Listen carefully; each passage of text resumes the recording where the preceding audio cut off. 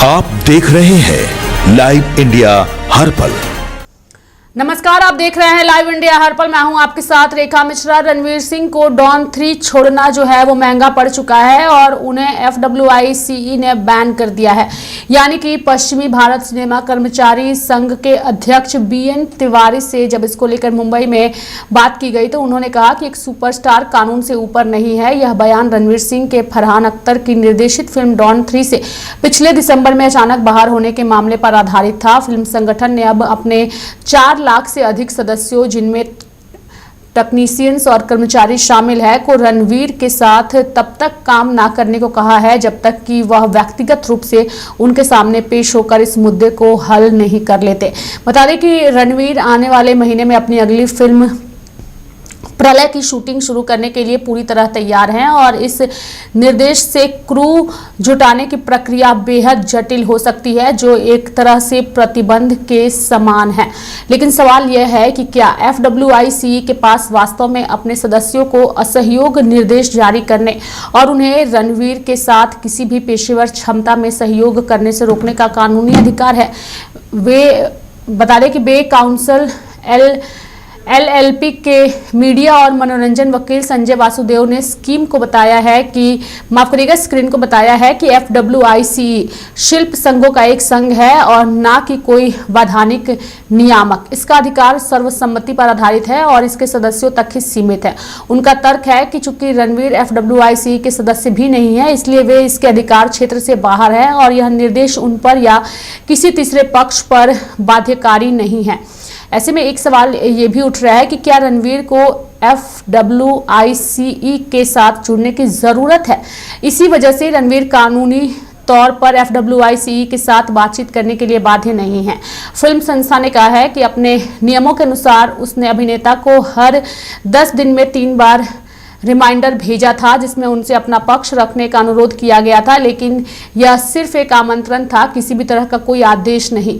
वासुदेव का तर्क है कि उनका आमंत्रण एक अनुरोध है और किसी गैर अधिकारी संस्था के अनुरोध को अस्वीकार करने पर कोई कानूनी दायित्व नहीं बनता। रणवीर को बातचीत में शामिल ना होने का पूरा अधिकार है। हालांकि दूसरे पक्ष से बातचीत करना हमेशा अधिक समझदारी भरा कदम होता है। वास्तविकता यह है कि इसमें कई प्रतिस्पर्धा हितधारक शामिल है। जब उदासीनता हावी हो जाती है तो प्रतिक्रियात्मक रवैया हावी हो जाता है। चुनिंदा और नियंत्रित बातचीत से विवाद कम समय में समाप्त हो सकता है, लेकिन यह एक व्यावसायिक निर्णय है, कानूनी कर्तव्य नहीं। कोई भी कानून से ऊपर नहीं है वाली बात सिर्फ कहने की है, कानूनी नहीं। वे आगे कहते हैं, असल में संबंधित ट्रेड यूनियन अपने सदस्यों से उस व्यक्ति के साथ सहयोग न करने का आग्रह कर रही है, क्योंकि उसने न केवल निर्माताओं बल्कि फिल्म में काम करने वाले श्रमिकों के हितों के भी विरुद्ध कार्य किया है और यह कानूनी अधिकार से अधिक एक यूनियन की ताकत के कारण है, ये उन्होंने कहा है। साथ ही यूनियन के कुछ सदस्य ऐसे भी हैं जो यूनियन के साथ मिलकर काम ना करने का विकल्प चुन सकते हैं, लेकिन प्रतिकूल रुख अपनाने पर उन्हें ज्यादा से ज्यादा यूनियन की सदस्यता रद्द करनी पड़ सकती है। वासुदेव का कहना है कि इसके अलावा इस मामले में कोई कानूनी वैधता नहीं है। हालांकि वह यह भी कहते हैं कि FWICE को इस तरह के निर्देश पर पुनर्विचार करने से फायदा हो सकता है, क्योंकि रणवीर सिंह अभिनीत फिल्म में काम करने से उनकी आजीविका जुड़ी होने के बावजूद यूनियन की मांग को मानना श्रमिकों के लिए एक नैतिक दुविधा है। वहीं जब इसको लेकर के लोगों से बात की गई तो उनकी भी प्रतिक्रिया जो है वो सामने आई है। रणवीर सिंह पर लगे इस बैन को लेकर के क्या कुछ उन्होंने कहा है, विस्तार पूर्वक हम आपको सुनाते हैं। It's very simple. If today the Directors Association had received a complaint from Farhan Akhtar and Rajesh Sidhwani saying that they have invested 45 crores in Dawn 3 in a pre-production work, and last moment, just 3 weeks before the unit was supposed to leave for shoot, Ranveer Singh withdrew from the film and he left the film. So they have suffered a huge loss.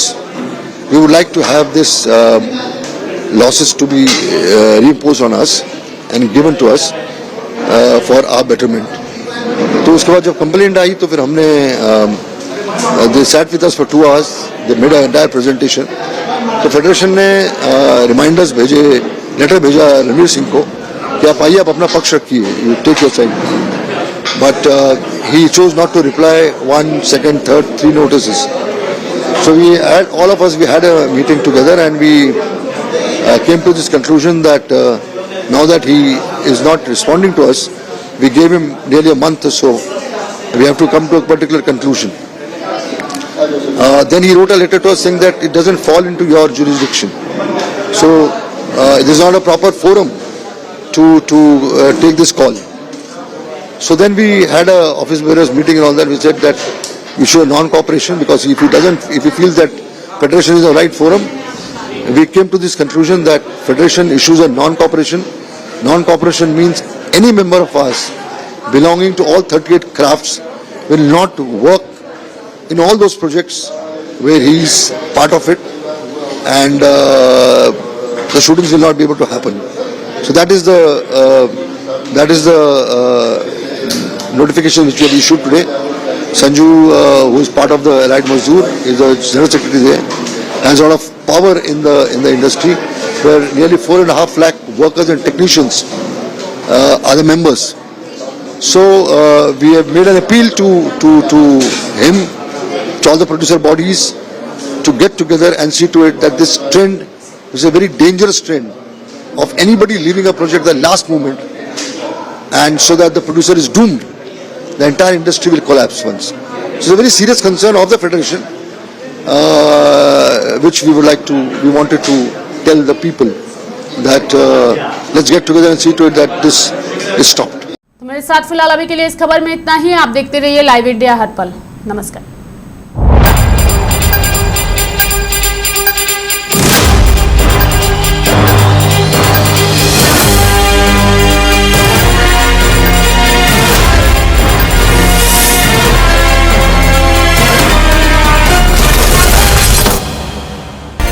आप देख रहे हैं live India हर पल।